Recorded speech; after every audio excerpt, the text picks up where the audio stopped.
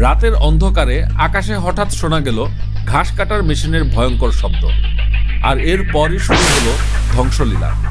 Israel আর আমেরিকার defence সিস্টেমকে বোকা বানিয়ে দেওয়া এই অস্ত্রের নাম শাহেদ 136।